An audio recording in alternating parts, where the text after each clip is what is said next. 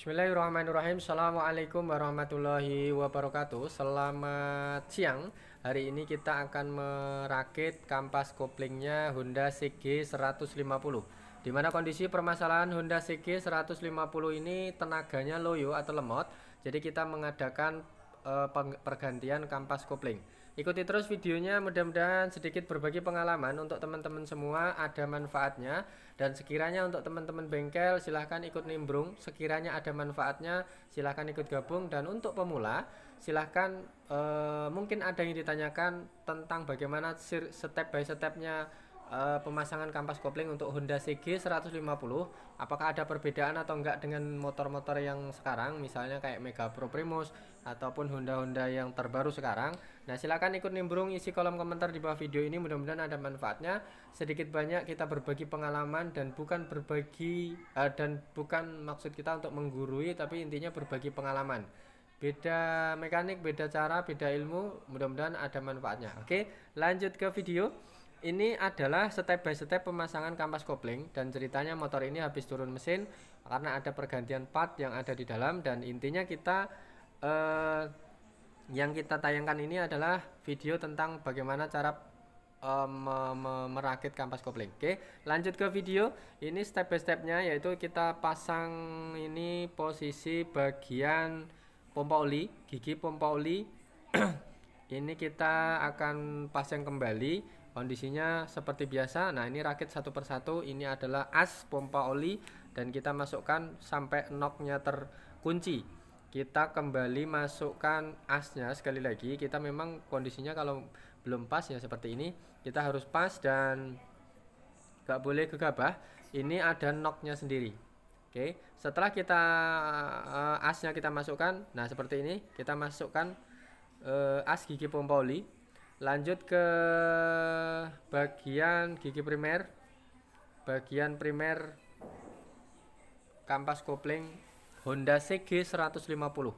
Lanjut untuk penutupan Honda bagian pompa oli ya, ini seperti ini. Nah, ikuti terus, mudah-mudahan sekiranya ini ternyata misalnya gitu kan, teman-teman ada yang pemula ataupun ada yang belum pernah membongkar tentang Honda CG 150. Ini tipe-tipe, sekali lagi, Honda yang tidak menggunakan kamprat atau rantai timing.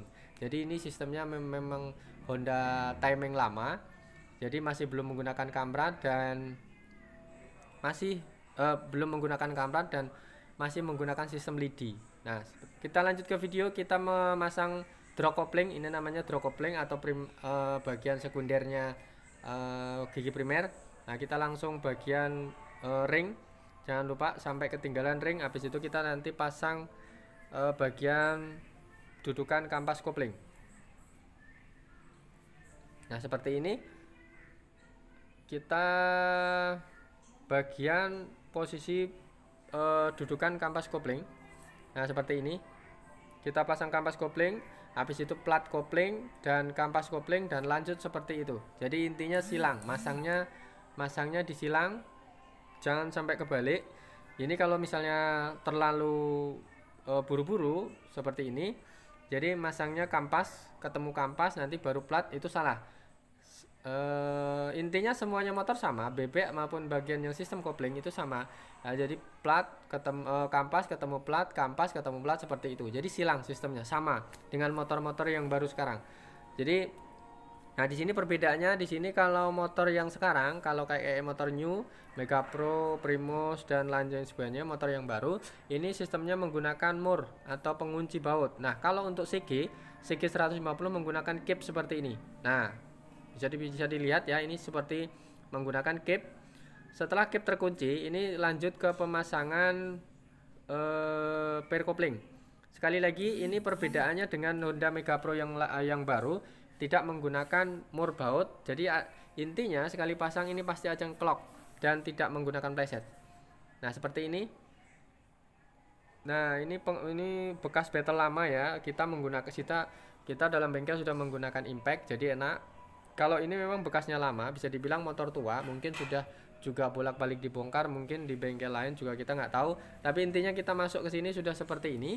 Dan setelah kita masang corong oli, kita kembali ke belakang memasang bagian per kopling. Nah seperti ini kita tembak menggunakan impact. Sekali lagi impact, jangan di battle. Nah ini per kopling ada 4 biji. Sekali lagi masang per kopling harus sistemnya silang. Setelah dikunci satu, pindah sebelahnya lagi, pindah sebelahnya lagi, dan pindah sebelahnya lagi. Jangan sekali-sekali masang atau ngencengi baut per kopling ini sebelah atau satu bagian sampai kenceng. Jangan, karena nanti resikonya akan patah. Sekali lagi, jangan mengencengi baut per kopling itu dalam satu posisi, hanya satu posisi langsung kenceng. Kita anjurkan atau kita sarankan satu baut kopling setengah, pindah ke sebelahnya setengah, habis itu pindah lagi seperti itu. Jadi sedikit-sedikit maju, pindah gitu. Jangan sampai bareng. Jangan sampai satu poin, satu tempat baut itu langsung kenceng, karena akan mengakibatkan patah.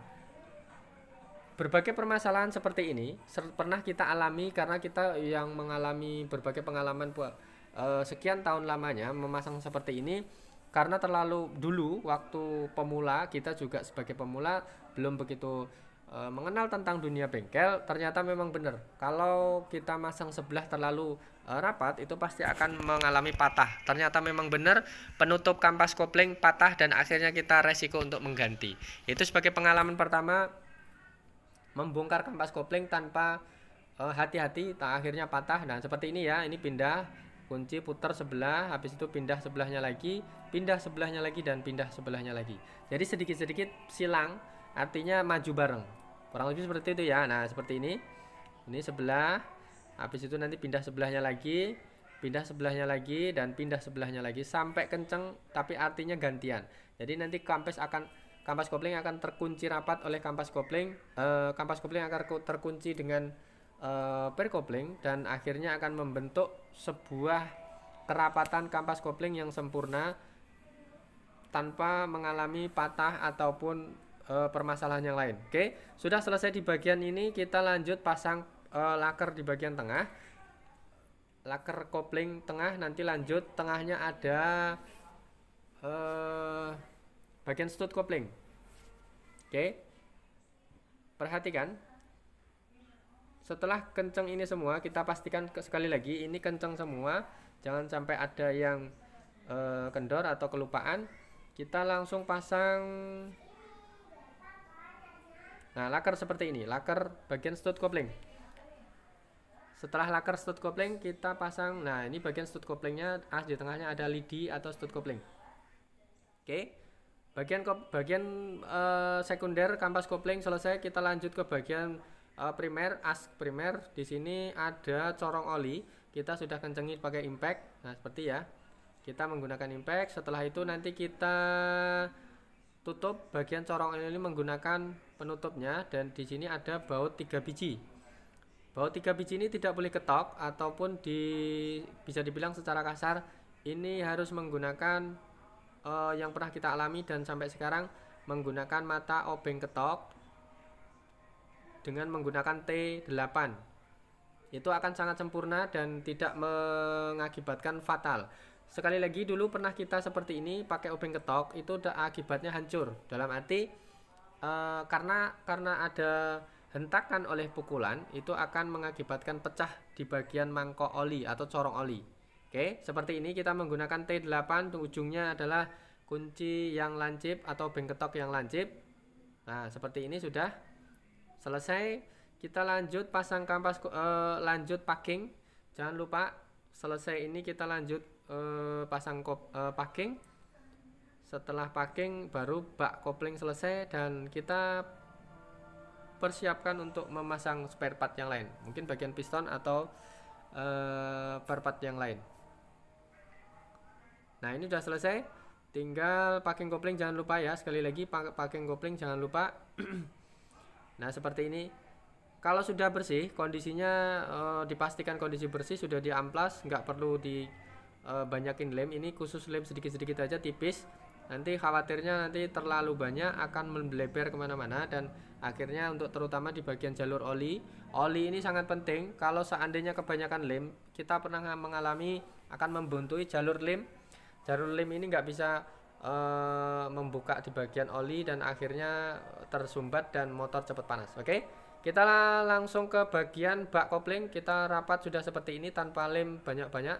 Kita langsung bagian baut-baut seperti ini ya.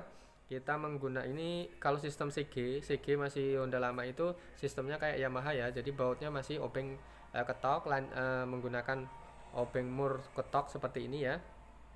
Kalau motor-motor sekarang kayak Honda Mega Pro yang new ataupun yang baru-baru ini kunci bautnya sudah menggunakan sistem kunci T8, dalam arti sudah kepala 8. Kalau ini masih ketok.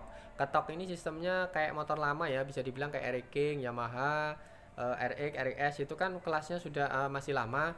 Jadi bautnya masih menggunakan sistem obeng ketok atau obeng seperti ini ya, tumpul seperti ini.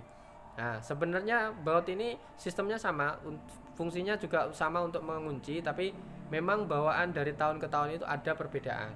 Kalaupun memang kalau misalnya baut ini kan motor lama ya, CG ini mau dirubah menggunakan baut yang tipe motor sekarang menggunakan baut T8 itu sih nggak masalah gitu kan. Tergantung selera yang punya motor atau selera bengkel. Cuman yang kita bahas ini adalah setiap motor dari tahun ke tahun itu menggunakan atau membawa karakter sendiri.